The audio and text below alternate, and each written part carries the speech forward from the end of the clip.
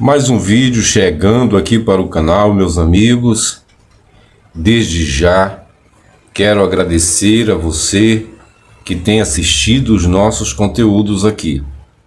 Você que tem comentado, você que tem deixado like, tem apoiado esse canal. Muito obrigado. É o meu agradecimento de todo o coração, tá bom? E no vídeo de hoje, meus amigos, eu quero ler dois comentários de dois crentes.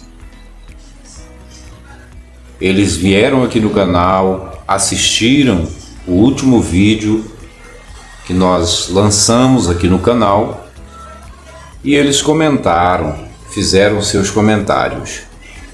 E eu gostaria de ler esses dois comentários para a gente trabalhar também uma ideia, para a gente analisar as palavras deles aqui. Bom, então vamos ler aqui o primeiro comentário, que foi do senhor Urbano Oliveira. Olha o comentário aí na tela agora. Olha o que diz aí, meus amigos, esse comentário. Deus não ouve incrédulos e nem pecadores. Leia Isaías 59, de 1 a 3, e ele continua dizendo: se não se converter, Deus não ouve. Provérbios 1, 28 e 33. Meus amigos, será que esse cidadão está chamando aquela criança que pedia socorro quando estava sendo agredida por sua mãe? É, o Miguel, o garoto que foi brutalmente assassinado semana passada, final de semana passada agora, sexta-feira, lá na Paraíba. Meus amigos, veja como é a mente do crente fanático. Esse texto mostra claro o que é a mente de um crente fanático. Ele não está nem aí para a situação de ninguém. Ele não está nem aí para a situação de ninguém. Porque para ele o que importa é a doutrina, é o radicalismo, é o fanatismo. O que importa é a letra. Porque se não tiver assim, se não tiver assado, não vai obter salvação, não tem socorro. Olha o que ele diz aqui: que Deus não ouve incrédulos. O que é que o senhor está pretendendo com essas palavras, seu Urbano? Claro, não estou fazendo esse vídeo aqui para te ofender, mas eu gostaria de saber do senhor: o senhor está sendo justo escrevendo essas palavras aqui? Porque a criança, ela não tem obrigação de ter fé. O senhor está chamando essa criança que foi vítima de um assassinato, de um homicídio brutal, você está chamando ela de incrédula? É isso? E por isso ela não obteve a resposta para o seu clamor, ela não obteve o socorro quando ela pedia ajuda? E aí o seu Deus não socorreu a criança porque ela era incrédula? Como é que o senhor sabe disso? Quem foi que te passou essas informações? Isso para mim são informações privilegiadas, não? De uma criança. Ela tem a obrigação de ter fé, porque senão não recebe o socorro, não recebe a ajuda divina. É isso mesmo que eu tô lendo aqui? Eu não acredito, eu tô pasmo. O incrédulo aqui sou eu. Agora que eu tô incrédulo. Agora que eu tô mais incrédulo diante de um texto desse. Apesar que são poucas as palavras, mas são palavras muito difíceis, viu? Olha, Deus não ouve incrédulos e nem pecadores. Então, isso significa dizer que a criança era incrédula e pecadora ao mesmo tempo. Incrédula e pecadora. Para ela poder receber o socorro desse Deus, ela teria que se converter. Olha que absurdo, não é, pessoal? Olha o tamanho desse absurdo. Ô, seu Urbano, o senhor tem filhos? O senhor tem netos? Então quer dizer que na sua casa, não é? É assim que é. As regras para ser salvo é essas aí, é? O senhor fala isso aí para seus filhos, para os seus netos? Como é que o senhor faz? Porque eu não vejo nenhuma obrigação de uma criança ter fé, ter que ser crente, ter que se converter para poder receber o socorro de alguém ou de uma possível divindade, não é? Considerando que existam as divindades, não é? Porque, claro, a gente sabe que isso aí é utopia, isso é uma baita de uma ilusão, não tem divindade nenhuma. Divindade aqui somos nós, ser humano. Divindades aqui, nesse campo terrestre, né? Nesse planeta, são os homens. São os agentes de saúde, são os agentes do SAMU, aqueles que chegam para socorrer as vítimas, sejam elas quais forem. Esses são as divindades. Fora isso, nós estamos jogados às traças. Aqui nós estamos ao léu. Não tem divindade. Me mostra aí, qual foi a divindade que apareceu desde que exista a humanidade? Qual foi a divindade que apareceu aí para socorrer alguém? Fala aí para mim. Tem alguém que tem um registro, foto, filmes? Tem alguém aí? Se tiver, eu vou mandar o meu e-mail para você, viu? Para você me mandar as fotos dessa divindade. Eu quero conhecer essa divindade. Ô, seu Urbano, então quer dizer que se o senhor fosse passando lá pela rua onde morava o Miguel, naquele momento em que ele estava sendo vitimado pela sua própria genitora, e ele pedisse socorro, ele clamasse, você iria exigir todas essas credenciais dele para então você poder operar o socorro para ele? Você iria exigir isso dele? Todas essas credenciais? Aí, caso ele não tivesse, o senhor não, então não vou te salvar, eu não vou te socorrer, deixa tua mãe te matar. Porque você não é crente, porque você não se converteu. É assim, senhor Urbano, que o senhor lida com a situação das pessoas? E outra, né? E outra, vou lhe dizer bem certo aqui, bem direto. Quem não é pecador, segundo a visão religiosa, né? Quem não é pecador? A própria Bíblia diz, em Romanos, acho que é Romanos 3, se não me falha a memória, diz o seguinte, que todos pecaram e destituídos foram da glória de Deus. Todos. Então aqui não tem ser humano melhor, não é? Que não seja pecador, né, seu Urbano? O senhor esqueceu dessa regra aí? Pois é. Então quer dizer que se o senhor fosse passando por ali e o senhor escutasse o menino clamando, pedindo ajuda, pedindo socorro, o senhor ia conferir a situação, mas antes do senhor prestar o socorro, o senhor iria exigir todas essas qualificativas aqui, né? Que ele tinha que ser crente, que ele tinha que ser convertido, que ele não podia ser incrédulo, porque se caso faltasse uma dessas credenciais, aí o senhor não prestaria o socorro, né? Seria assim, mais ou menos, o que o senhor está escrevendo aqui? Olha, senhor, eu vou lhe dizer uma coisa, o senhor não leu a Bíblia. O senhor está muito radical ao falar essas palavras. O senhor está muito radical, viu?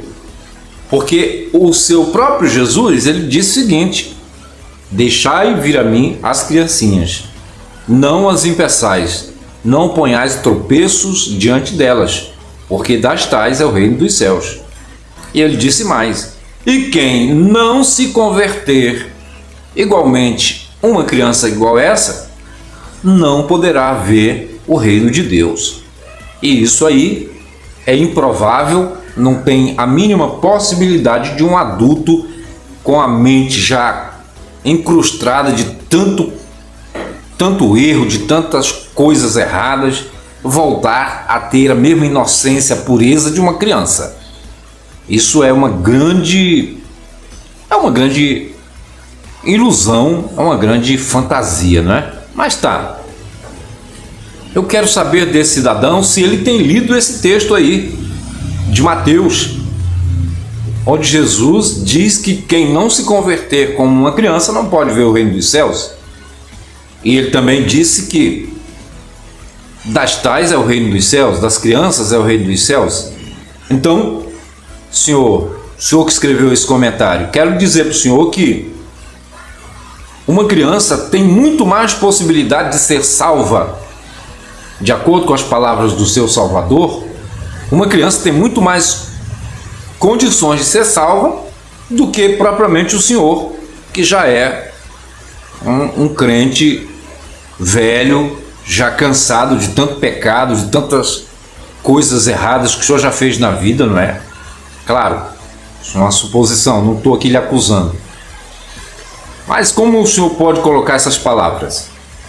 Eu vejo que o senhor foi muito infeliz e digo mais, essas suas palavras aqui representam a grande maioria da opinião dos evangélicos no Brasil, viu? Essas suas palavras aqui representam a grande maioria da opinião dos evangélicos aqui no Brasil. Praticamente todo crente fanático, fundamentalista, pensa assim, que não, senhor, que tem que ser assim, tem que ser desse jeito, daquele jeito, porque se não for, porque se não tiver isso, não vai ser salvo, não vai isso, não vai aquilo. Fica difícil assim as pessoas se salvarem com o Deus de vocês, viu, senhor? Fica difícil se salvar com o Deus de vocês, porque o Deus de vocês é muito chato, é rigoroso, ele é exigente demais, ele tá pouco se lixando, tá pouco se cagando para a situação da pessoa aflita que está agoniada, pedindo socorro, pedindo a salvação. Ele quer saber se a pessoa atende os padrões, ele não procura salvar primeiro a pessoa daquela situação, daquela aflição, daquela angústia.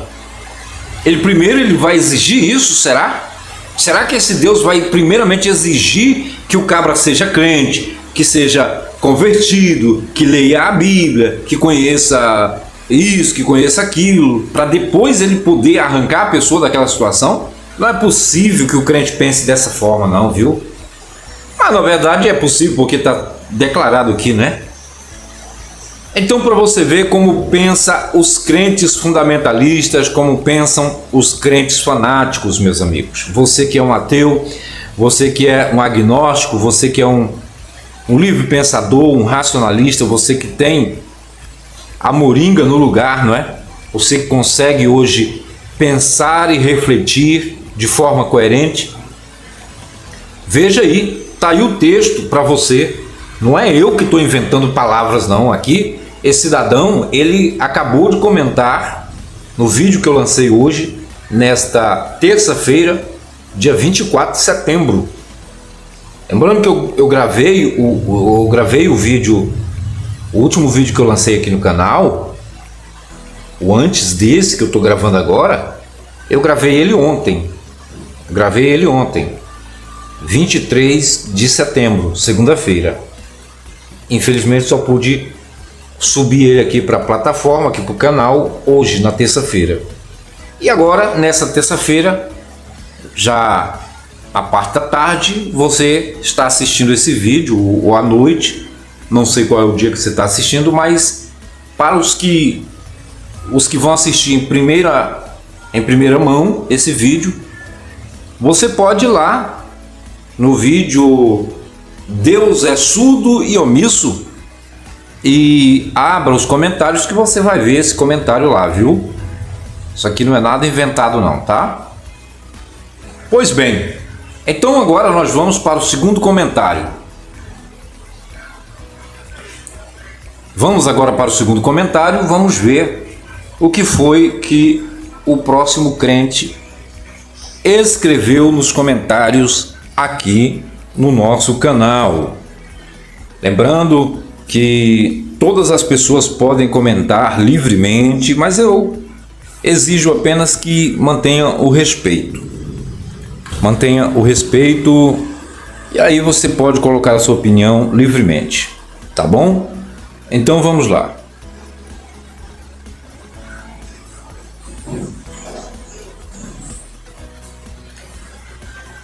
Então aí está. O comentário é da senhora Augusta Silva. Olha o que ela escreveu aí. Olha o que a dona Augusta escreveu aí nos comentários desse mesmo vídeo em que o senhor Urbano escreveu o seu comentário. Olha o que ela disse. Deixe de culpar a Deus pelas escolhas erradas que fazemos. Isso só mostra que o Satanás está agindo nos deles e que ele só consegue matar o corpo da criança, mas a alma já está com Deus. Ninguém merece ouvir isso. Aí, meus amigos, vocês prestaram atenção nas palavras desta crente? Eu vou começar com as últimas palavras do comentário dela. Ninguém merece ouvir isso. Aqui, nós todos somos racionais, pessoas pensantes, pessoas que têm uma coerência no que pensa, no que fala. É um absurdo dizer que uma criança, muito embora tenha seu corpo mutilado e venha a morte, venha a óbito, já esteja com Deus, porque a sua alma é o que interessa para Deus. Então, dona Augusta, se o que interessa para o seu Deus é a alma da pessoa, no caso, a alma da criança, por que cargas d'água esse seu Deus permitiu que essa criança nascesse, que ela desenvolvesse no útero da sua mãe, que ela tivesse toda ali, pelo menos os primeiros 5, 6 anos de vida desenvolvendo? Então, para você é assim, realmente o que interessa não é o corpo, o que interessa é a alma. O que interessa é a alma. Então isso significa que essa tal ressurreição é uma roubada, é uma furada, né? É uma vagabundagem, vamos dizer assim, né? Para que serve a porra dessa ressurreição, né, dona Augusta? Eu vou ser bem direto ao assunto, não vou economizar palavras aqui. Para que serve a tal ressurreição? Se a senhora está declarando aqui nessas suas palavras que o que importa para Deus é a alma, o corpo, Deus está pouco se lixando para o corpo, né? Não. E aí por que Deus impõe tantas doutrinas, então, seu Deus impõe tantas doutrinas que você deve santificar corpo, alma, espírito, que deve se vestir assim, que você deve ser assim, que não deve comer isso, que não deve comer aquilo? A senhora está dizendo que para Deus o que interessa é a alma, o que interessa é a alma, não é? É um absurdo atrás do outro as coisas que o crente pensa. É claro que essas palavras dela, quando ela diz aqui que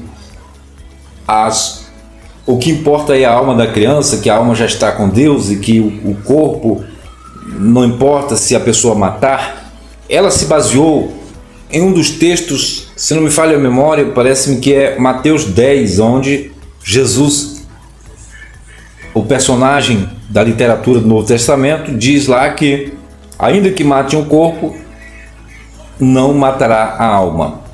Agora tem que temer a Deus, porque Deus pode lançar o corpo e a alma no inferno. Deve ser esse texto que ela está se utilizando para dizer isso aqui, para escrever isso aqui, não é? Agora isso aqui é um absurdo. Isso aqui representa o grau de doença mental desses crentes fanáticos, desses crentes fundamentalistas. Ela dizer que ninguém merece ouvir isso que eu tenho falado nos vídeos, ela dizendo aqui para mim parar de culpar a Deus. A senhora se dói tanto por esse Deus, não é? A senhora se dói, e assim é a reação de muitos crentes, de quase todos, que ficam se doendo por esse deusinho de merda, que nem mesmo é capaz de se defender, né? De se defender, de aparecer para justificar com os ateus, ou então para acabar com os ateus logo, sair matando logo a ateusada toda, sair derrubando ateu feito, não é? Cadê a bosta desse Deus para fazer isso? Não tem. Esse Deus está encravado na mente dos crentes e ele está preso nas páginas da Bíblia. São os únicos lugares que ele corre livre.